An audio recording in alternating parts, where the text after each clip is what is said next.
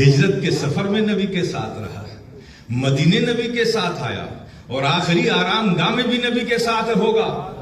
گمان تھا کہ کوئی جانے نہ جانے، وہ ضرور جانتا ہوگا جو ابتدا سے انتہا تک نبی کے ساتھ رہا، جسے دنیا افضل البشر بعد الانبیاء بالتحقیق امیر المومنین سیدنا ابی بکر صدیق کہتی ہے۔ یہ خیال تھا کہ کوئی جانے نہ جانے، ابو بکر رضی اللہ تعالیٰ عنہ سیدنا صدیق اکبر رضی اللہ تعالیٰ عنہ تو ضرور جانتے ہوں گے، یہ تو بچپن کے دوست تھے، جوانی میں ساتھ رہے، ہجرت میں ساتھ رہے، آخری آرام گاہ میں بھی ساتھ ہیں۔ یہ خیال تھا کہ نبی کی حقیقت کو کوئی اور جانے یا نہ جانے، لیکن صدیق اکبر تو ضرور جانتے ہوں گے۔ لیکن میرے پیارے، جب ایسے صدیق اکبر سے جب نبی نے ایک دن فرمایا، یا ابا بکر لم یعرفنی حقیقتا غیر ربی، اے ابو بکر تم میرے ساتھ رہے زیادہ ضرور ہو، لیکن ساتھ زیادہ رہنے سے یہ نہ سمجھ لینا کہ تم نے میری حقیقت بھی سمجھ لی ہے۔ نبی فرما رہے ہیں، کس سے فرما رہے ہیں؟ ابو بکر رضی اللہ تعالیٰ عنہ سے، کہ تم میرے ساتھ بچپن سے ضرور ساتھ رہے ہو، لیکن ساتھ رہنے سے یہ نہ سمجھنا کہ تم نے میری حقیقت سمجھ گئی۔ میری حقیقت کیا ہے وہ رب کے سوا کوئی نہیں جانتا۔ یا ابا بکر لم یعرفنی حقیقتا غیر ربی، اے ابو بکر میری حقیقت کو میرے رب کے سوا کسی نے نہیں جانا، کسی نے نہیں جانا، کسی نے نہیں جانا۔ اب ذرا ایک بات اور ذہن میں رکھ لیں تو بہتر ہوگا۔ آقا نے کیا فرمایا؟ رب کے سوا کسی نے نہیں جانا، یعنی صرف رب نے جانا، رب کے علاوہ کسی نے نہیں جانا۔ اب ذرا رب کے علاوہ کی ایک لسٹ بنا لیجیے۔ حضرت آدم رب تو نہیں ہے نا، رب کے سوا ہے نا۔ آدم رب کے سوا، نوح رب کے سوا، یعقوب رب کے سوا، ابراہیم رب کے سوا، عیسیٰ رب کے سوا، موسیٰ رب کے سوا، صالح رب کے سوا، زکریا رب کے سوا، داؤد رب کے سوا، عیسیٰ رب کے سوا، موسیٰ رب کے سوا، اسماعیل رب کے سوا۔ یہ سب کوئی رب تو نہیں ہے، سب رب کے سوا ہے نا، سب رب کے سوا ہے نا۔ آؤ آقا کی بارگاہ میں، آقا آپ نے فرمایا کہ رب کے سوا میری حقیقت کو کسی نے نہیں جانا، تو حضور آپ بھی تو رب نہیں ہیں، آپ بھی تو رب نہیں ہیں۔ کہنا کیا چاہتے ہیں؟ کہا یہی تو کہنا چاہتا ہوں کہ میں کیا ہوں وہ میں بھی نہیں جانتا، صرف رب جانتا ہے۔ رب کی حقیقت، اللہ کے پیارے حبیب آقا و مولا کی حقیقت رب کے سوا کسی نے نہیں جانا۔ اب آپ سمجھیے، ایسی ذات کے لیے آج کے کچھ لوگ عقلوں کا استعمال کرتے ہیں، اتنا کتنا کنتو پرنتو باٹ، یہ نہیں وہ نہیں، حقیقت معلوم نہیں ہے۔ حقیقت تو رب ہی جانتا ہے۔ اور آگے دیکھیے، صدیق اکبر سے فرمایا، مولا علی سے کیا کہا نبی نے؟ والی جو کعبے میں پیدا ہوئے، خبر ہوئی کہ ابو طالب بھی گھر بیٹھا پیدا ہوا ہے، سارے ہاشمی خاندان کے لوگ مبارکباد دینے کے لیے پہنچ گئے، گودوں میں اٹھایا، سب کچھ صحیح ہے، لیکن علی کی آنکھ بند ہے، آنکھ ہی نہیں کھول رہے۔ گمان ہوا کہ ابو طالب کے گھر جو بچہ پیدا ہوا ہے وہ آنکھوں سے معذور ہے، اندھا ہے۔ لوگوں نے ہمدردی کا اظہار شروع کر دیا، گودوں میں اٹھاتے لوگ مبارکباد دیتے اور افسوس کا اظہار کرتے چلے جاتے، کوئی پیشانی چومتا، کوئی کچھ چومتا، لیکن علی آنکھ نہیں کھول رہے۔ بعد میں نبی آئے، گودوں میں اٹھایا، جیسے ہی نبی کی آغوش میں علی آئے، آنکھ کھول دی۔ سبحان اللہ سبحان اللہ. اے علی سب آئے آنکھ نہیں کھولی. مصطفیٰ کی آغوش میں آنکھ کھول دی.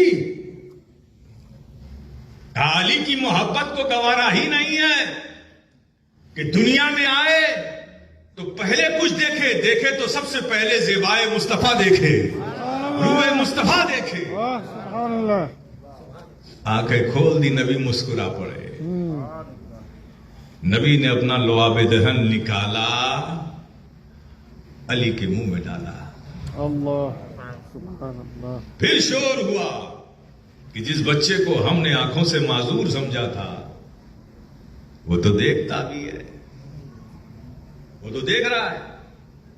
ایسے جن کی تربیت نبی کے آغوش میں ہوئی, بچپن سے لے کے جوانی تک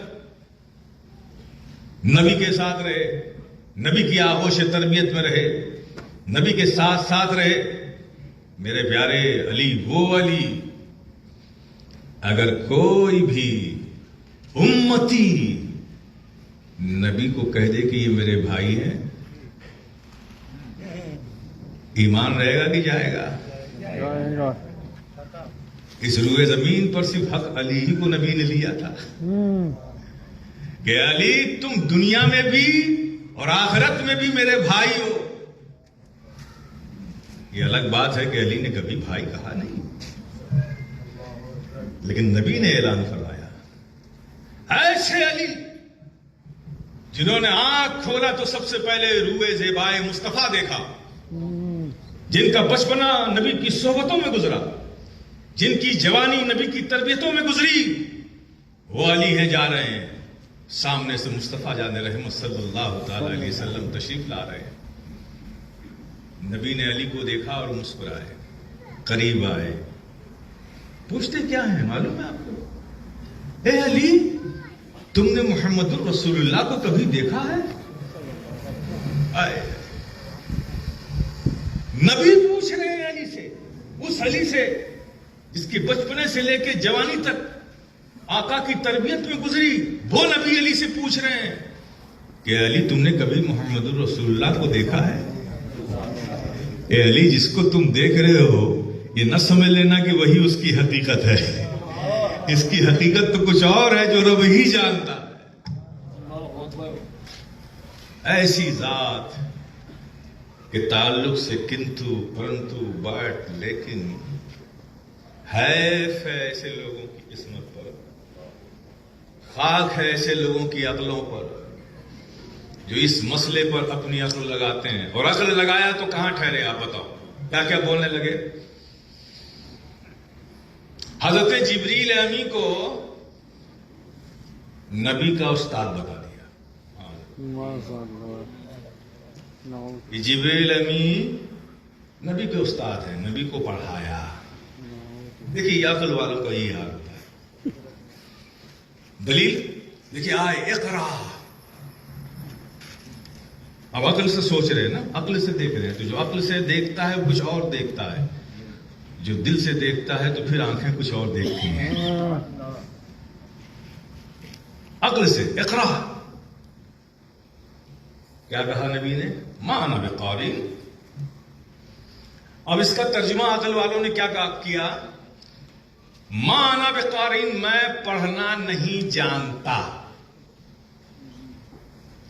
اب آج تک اس کا جواب ان کے پاس نہیں ہے کہ نہیں جانتا کس ورڈ کا ترجمہ ہے. نہیں جانتا جس کا ترجمہ کر رہے ہو, ما انا بقاری میں کون سا ورڈ ہے جس کا معنی نہیں جانتا کہ جو لفظ ہے ہی نہیں اس کا ترجمہ کر رہے ہو؟ ارے ما انا بقاری کا سیدھا مطلب ہے کہ میں نہیں پڑھتا, میں نہیں پڑھتا یا میں نہیں پڑھنے والا.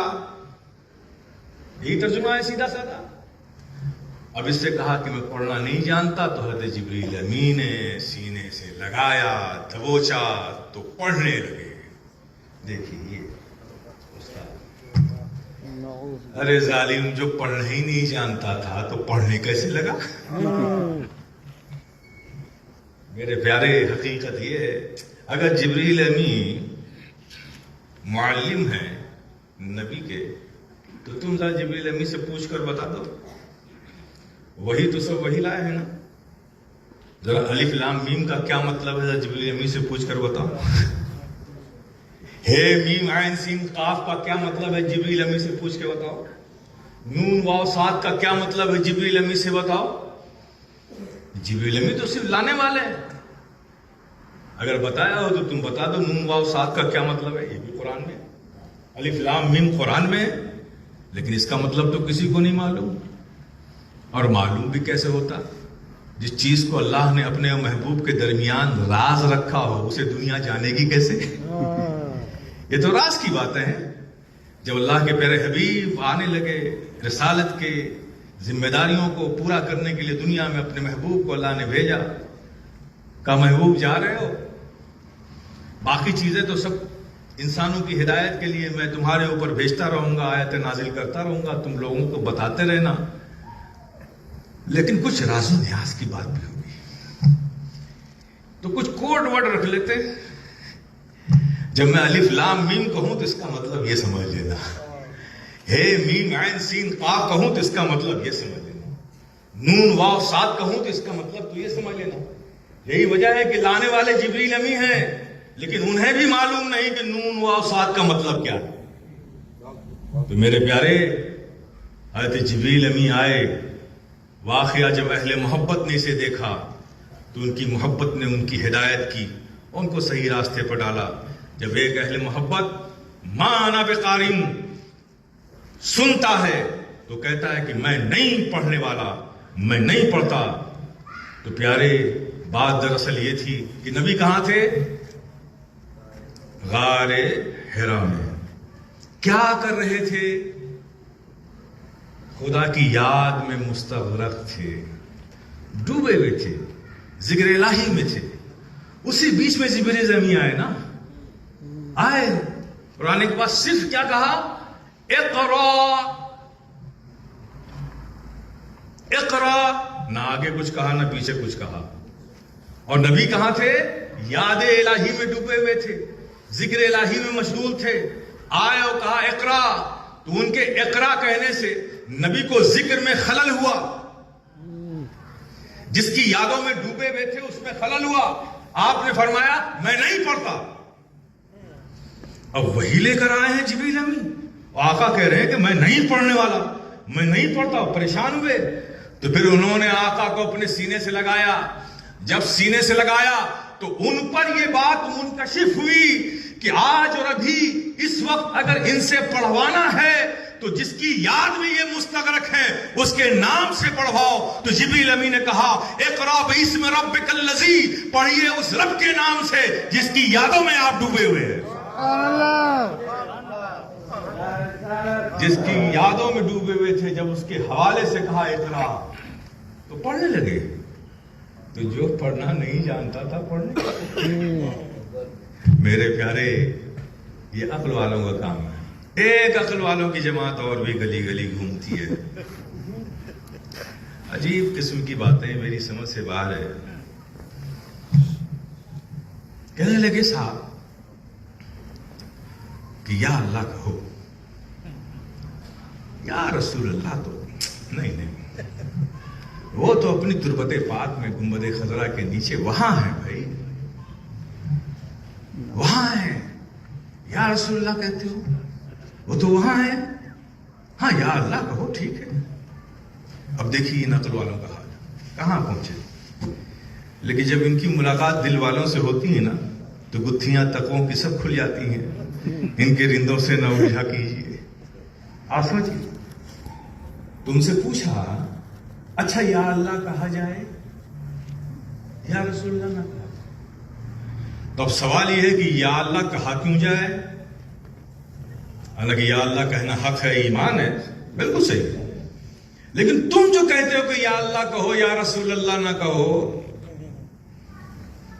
تو یا اللہ اے اللہ ہے نا، یعنی اللہ کو آپ بلا رہے ہیں، کہتے ہیں نا اے فلاں، جو بلاتے ہیں نا، اسی طرح سے عربی میں یا آتا ہے۔ تو یا اللہ جب کہتے ہو تو یا اللہ، اللہ کو اپنی طرف بلا رہے ہو۔ اب میں پوچھوں گا کیا سمجھ کے بلا رہے ہو اللہ کو؟ اللہ تمہاری طرف دیکھ نہیں رہا ہے؟ اللہ حاضر نہیں ہے؟ اللہ تو ہماری شہرت سے زیادہ قریب ہے اور ہر آن ہر لمحہ ہمیں دیکھ رہا ہے. جو ہماری شہرت سے زیادہ قریب، جو ہر لمحہ ہمیں دیکھ رہا ہے، تو پھر اس کو بلانے کا کیا مطلب؟ بلایا تو تب جاتا ہے کسی کو کہ جب وہ کسی اور طرف دیکھ رہا ہو اور اپنی طرف متوجہ کرنے کے لیے اسے آواز دی جاتی ہے، یا وہ دور ہو تو اسے دور سے قریب بلانے کے لیے آواز دی جاتی ہے. اور ہمارا رب تو ہماری شہرت سے زیادہ قریب ہے. ہمارا رب تو ہر لمحہ ہر وقت ہمیں دیکھ رہا ہے. پھر یا اللہ کہہ کے اللہ کو بلانے کا کیا مطلب؟ ہم یا رسول اللہ کہتے ہیں یہ باتیں بتائیں گے، تم یا اللہ کہتے ہو پہلے اپنا مطلب ظاہر کرو.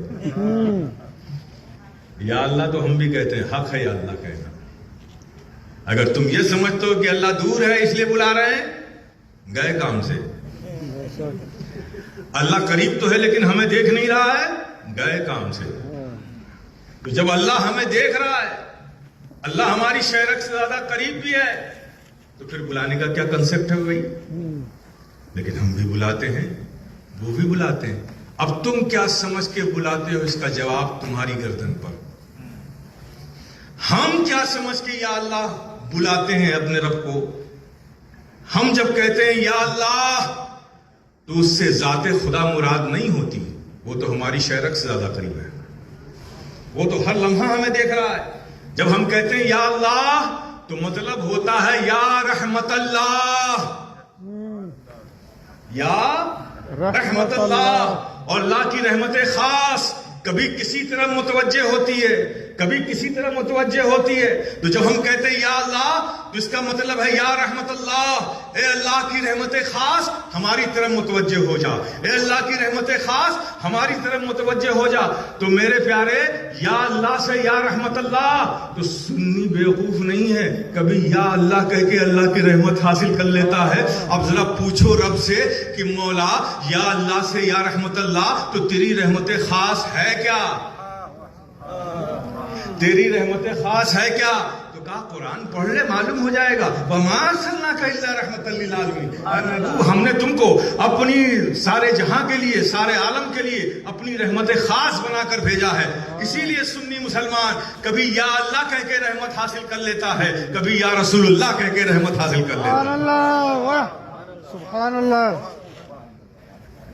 تو میرے پیارے، بحمدی تعالیٰ ایسے عقل والوں کی عقل کو سلام. ہم اہل دل ہیں، بحمدی تعالیٰ ہمارے بزرگوں نے جو ہماری تربیت کی ہے، اللہ اس پر ہمیں قائم رکھے، آمین، دائم رکھے. آمین. نبی کی تعریف آپ کے حق کے مطابق کوئی کر ہی نہیں سکتا. میں نے جس آیت کریمہ کی تلاوت کا شرف حاصل کیا، تھوڑا اس کے بارے میں گفتگو کروں. اللہ فرماتا ہے قد جاءکم من اللہ نور وکتاب مبین. تحقیق کہ تمہاری طرف ایک نور آیا اور ایک روشن کتاب آئی. کیا آیا؟ نور آیا، نور بھی روشن، اور روشن کتاب آئی، کتاب بھی روشن.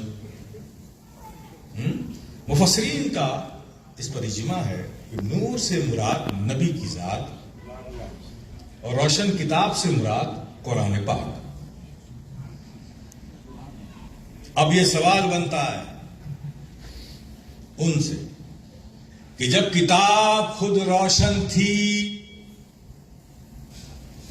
تو پھر اس کے ساتھ ایک روشنی کی اور کیا ضرورت ہے؟ قرآن تو خود کہتا ہے ہدی للناس، یہ ہدایت لوگوں کے لیے ہدایت ہے. ہدی للمتقین، یہ متقیوں کے لیے ہدایت ہے. ہدی للمومنین، یہ مومنوں کے لیے ہدایت ہے. قرآن تو کہہ رہا ہے. تو جب یہ قرآن خود روشن تھی، ہدایت دینے والی تھی، یہ خود روشن تھی، تو ایک روشنی اور کیوں آئی؟ اس کی کیا ضرورت تھی؟ لیکن میرے پیارے یہی قرآن کہتا ہے وَيُضِلُّ بِهِ كَثِيرًا وَيَهْدِي بِهِ كَثِيرًا. جہاں قرآن کہتا ہے ہدی للناس، لوگوں کے لیے ہدایت ہے، ہدی للمتقین، متقیوں کے لیے ہدایت ہے، ہدی للمؤمنین، مومنوں کے لیے ہدایت ہے، وہیں قرآن یہ بھی کہتا ہے یضل بہ کثیرا ویہدی بہ کثیرا، بہت سے لوگ اسے پڑھ کر گمراہ ہو گئے، بہت سے لوگ پڑھ کر ہدایت پا گئے۔ اب اس تناظر میں اس کو سمجھیے کہ جب کتاب خود روشن تھی تو پھر ایک روشنی کی اور کیا ضرورت تھی؟ ضرورت ہے اور ہمیشہ ہے انسان کو اور ہمیشہ رہے گی۔ ہر روشنی کو دیکھنے کے لیے ایک روشنی کی اور ضرورت ہوتی ہے۔ یہ بلب روشن ہے، اس روشن بلب کو دیکھنے کے لیے آنکھوں میں روشنی چاہیے۔ اگر آنکھوں میں روشنی نہ ہو تو یہ روشن بلب دیکھ پاؤ گے؟ نہیں۔ تو ہر روشنی کو دیکھنے کے لیے ایک روشنی اور چاہیے۔ اگر آنکھوں میں روشنی نہیں ہے تو روشن بلب نہیں دیکھ سکتے۔ تو کتاب اللہ روشن کتاب ہے، لیکن اس روشنی کو دیکھنے کے لیے اللہ کے پیارے حبیب کے عشق کے نور سے جب تک قلب روشن نہیں ہوگا یہ کتاب تمہارے لیے ہدایت نہیں بنے گی۔ یہی وجہ ہے کہ جن کے قلب عشق نبی کے نور سے روشن تھے وہ غوث اعظم بن گئے، وہ خواجہ بن گئے، امام اعظم ابو حنیفہ بن گئے، امام شافعی بن گئے، امام مالک بن گئے، امام احمد ابن حنبل بن گئے، امام رازی بن گئے، امام قرطبی بن گئے۔ یہ سب وہ لوگ ہیں جن کے دل نبی کے عشق کے نور سے روشن تھے، یہ سب ہدایت پا گئے، اور جن کے دل نبی کے نور سے روشن نہیں تھے وہ گمنام ہو گئے، وہ عبد الوہاب نجدی بن گئے، وہ ابن تیمیہ بن گئے، وہ خلیل امبیٹی بن گیا، وہ اشرف علی تھانوی بن گیا۔ یہ وہ لوگ ہیں، ان کے علم میں کمی نہیں ہے، یہ بھی مفسر تھے، یہ بھی محدث تھے، یہ بھی فقیہ تھے، لیکن یضل بہ کثیرا ویہدی بہ کثیرا، ان کے قلب اللہ کے محبوب کے عشق کے نور سے روشن نہیں تھے۔ کتابیں تو بہت پڑھی لیکن انہیں ہدایت نہیں ملی، ان کے قلب روشن نہیں تھے تو یہ ہدایت کے راستے پہ نہیں آ گئے۔ اس لیے میرے پیارے، جب تک عشق نبی تمہارے سینوں میں نہیں ہوگا ہدایت پہ اپنے آپ کو قائم رکھنا بہت ہی مشکل ہے۔ آج کا یہ دور بڑی آزمائشوں کا دور ہے، بڑی آزمائشوں کا دور ہے میرے پیارے۔ ان آزمائشوں کے دور میں بس حضرت شیخ سعدی کے شعر کو اپنی زندگی کا وظیفہ بنا۔ کوئی تم سے پوچھے تو حضرت امام راضی کی سنت ادا کر دے گا۔ حضرت امام راضی کی سنت کیا ہے؟ حضرت امام راضی کو جانتے ہیں؟ نہیں جانتے۔ بہت بڑے امام، انہوں نے تفسیر کی کتاب لکھی تفسیر کبیر، جہازی سائز کی، موٹی موٹی 8 جلدیں ہیں اس کی۔ اپنے علم کا لوہا انہوں نے حکمائے یونان کے جو بڑے بڑے حکمت فلاسفر تھے ان سے بنوا دیا تھا اپنے علم کا لوہا۔ امام راضی زبردست عالم، آخری وقت تھا، زندگی بھر خدا کی وحدانیت کی دلیل قائم کرتے رہے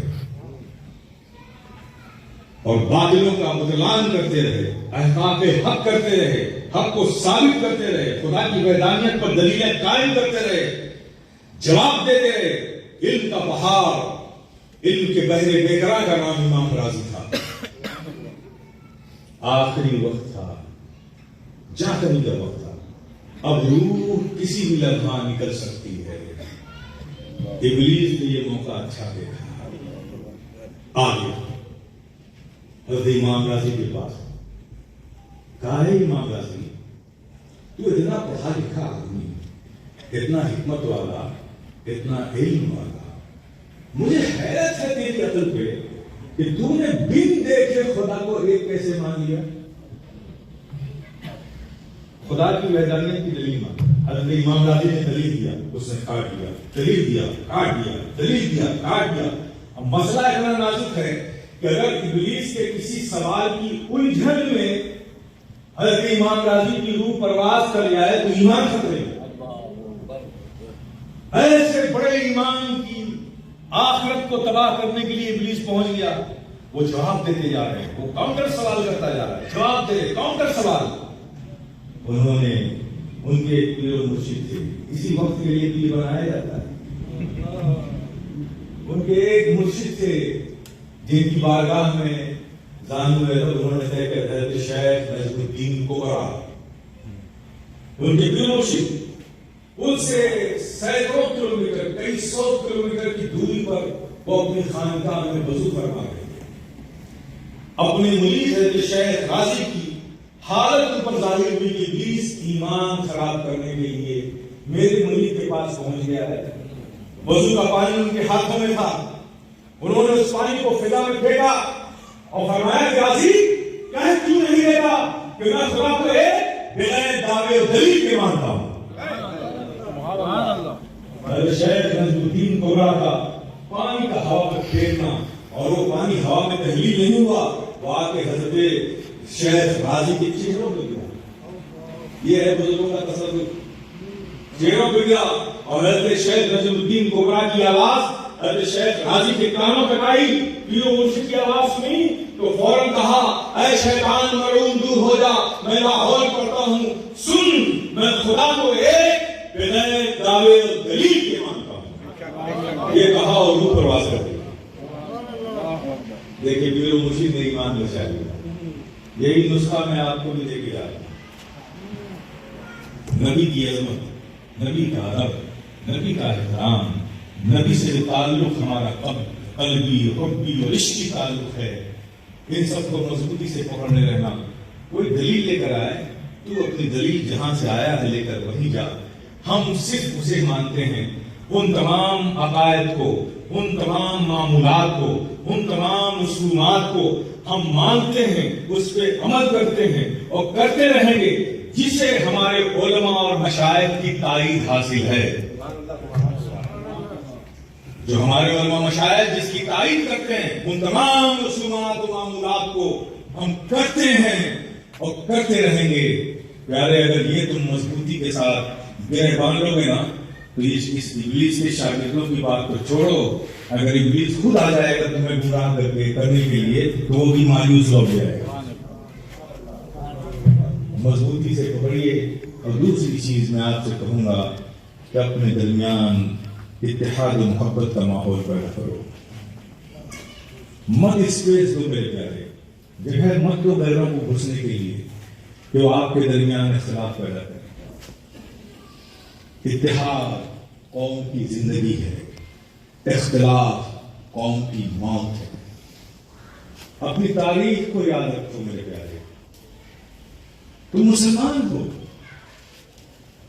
دنیا کی کسی قوم کو اللہ نے یہ عظمت وقار نہیں عطا فرمایا ہے جو ہے قوم مسلم تمہیں عطا کیا ہے.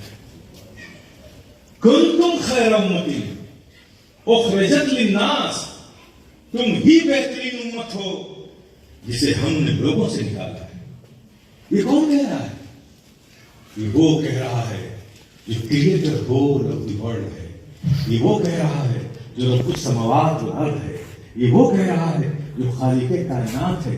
یہ بات اللہ نے کسی امریکن کے لیے نہیں کہی ہے, کسی برٹشرز کے لیے نہیں کہی ہے, کسی اسپینش کے لیے نہیں کہی ہے, کسی فرینچ کے لیے نہیں کہی ہے, کسی جرمن کے لیے نہیں کہی ہے, کسی جاپانیز کے لیے نہیں کہی ہے, کسی چائنیز کے لیے نہیں کہی ہے, کسی سوئس کے لیے نہیں کہی ہے, کسی پولش کے لیے نہیں کہی ہے, کسی رشین کے لیے نہیں کہی ہے, کسی کے لیے نہیں. اس روئے زمین پر کنتم خیر امت اخرجت للناس کا تاج اللہ نے اگر کسی سر پہ رکھا ہے تو اپنے محبوب کی امت کے سر پہ رکھا.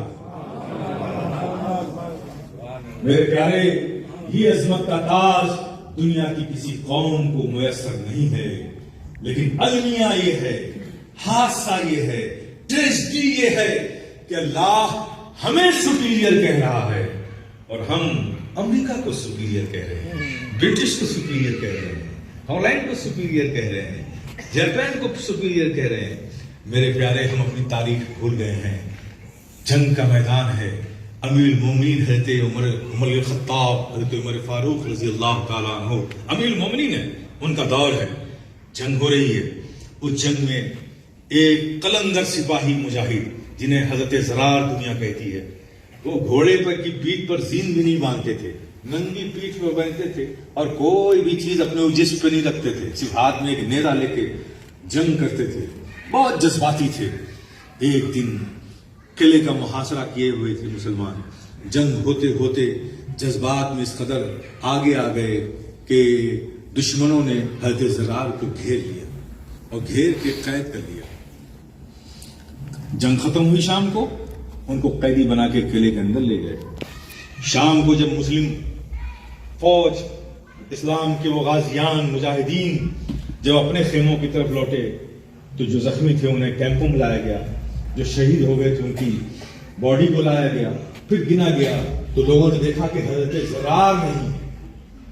جب حضرت زرار کے نہ ملنے کی خبر سارے مسلمانوں کو ہوئی، ایک غم کا پہاڑ لوگوں پہ ٹوٹ پڑا۔ آپ سوچ سکتے کہ دن بھر لڑتے لڑتے تھک گئی قوم، ابھی اس کے ہاتھ میں پانی کا گلاس آیا ہے، پلیٹ میں روٹی کے چند ٹکڑے ہیں، دن بھر تھکی ہوئی قوم، گلاس پانی کا ہاتھوں میں ہے۔ جس سپاہی کو خبر پہنچی کہ حضرت زرار دشمنوں کی قید میں ہے، اس نے وہ گلاس پانی کا ذخیرہ کر دیا۔ کسی کے ہاتھوں میں روٹی کا ٹکڑا تھا، وہ منہ میں ڈالنا ہی چاہتا تھا کہ خبر ملی کہ حضرت زرار ہمارے بھائی دشمنوں کی قید میں ہیں، اس نے روٹی کا ٹکڑا رکھ دیا۔ سب پریشان ہو گئے، رات بھر خیموں میں ہلچل ہو گئی، نہ کوئی سویا، نہ کسی نے کھانا کھایا، نہ کسی نے پانی پی۔ کہا کہ اس وقت تک ہم سب اپنے اوپر یہ تمام غذاؤں کو حرام کرتے ہیں جب تک کہ ہم دشمن کے قلعے سے، اس کے قید سے اپنے بھائی کو آزاد نہیں کرا لیں گے۔ میرے پیارے، ایک دن چلنے کے بعد تھک چکے تھے، دوسرے دن رات میں بغیر آرام کیے کھائے پیے مسلمانوں نے اس دن اس زبردست شدت کا حملہ کیا کہ جو قلعہ مہینوں سے فتح نہیں ہو رہا تھا، اپنے بھائی کو چھڑانے کے لیے مسلمانوں نے اس شدت سے حملہ کیا کہ قلعہ بھی فتح ہوا اور حضرت زرار کو آزاد بھی کرا لیا۔ آپ دیکھیں، ایک جذبہ اتحاد و محبت، ایک مومن کے دلوں میں مومن کے لیے محبت، اس کا اثر یہ ہے کہ جو قلعہ مہینوں سے فتح نہیں ہو رہا تھا، اللہ نے مسلمانوں کے دلوں میں اپنے بھائی کے لیے جذبہ محبت کو دیکھا تو قلعے کو بھی فتح کروا دیا اور بھائی کو بھی آزاد کروا دیا۔ یہ ہے اتحاد کی برکت۔ میرے پیارے، اپنے آپ کو متحد رکھنے کی کوشش کرو۔ اختلافات ہو جاتے ہیں، ہوتے ہیں، جہاں بھی کچھ لوگ رہیں گے اختلاف ہوں گے، لیکن تم دنیا کی دوسری قوموں کی طرح نہیں ہو کہ اختلاف ہو گئے تو دل میں رکھے رہو، منہ پھیرتے رہو، دیکھ کر راستہ بدلتے رہو۔ تمہارے لیے اختلاف کی مدت صرف 2 دن ہے، بس